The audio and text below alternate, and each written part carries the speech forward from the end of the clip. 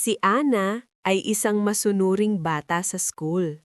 Palagi siyang nangunguna sa klase, matulungin at laging mabait sa mga kaklase.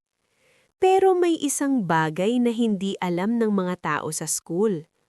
Sa bahay, hindi siya ganoon.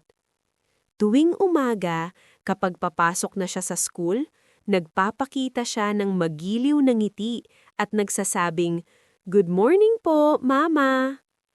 Pero pagkatapos niyang mag-lunch, hindi siya tumutulong sa mga gawain sa bahay. Mas madalas siyang naglalaro o kaya'y nanonood ng TV kaysa maglinis. Nang isang araw, nagkaroon ng school program na tinawag na Good Manners and Right Conduct Day. Lahat ng mga bata ay kinailangang magpresenta ng isang skit. Si Ana at ang kanyang mga kaklase ay napiling gumawa ng isang skit tungkol sa pagiging magalang at matulungin.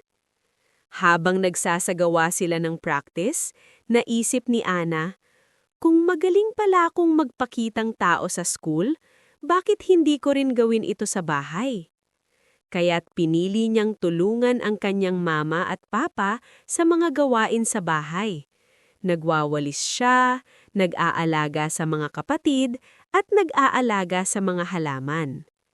Sa araw ng program, ipinakita nila sa buong school kung paano maging magalang at matulungin.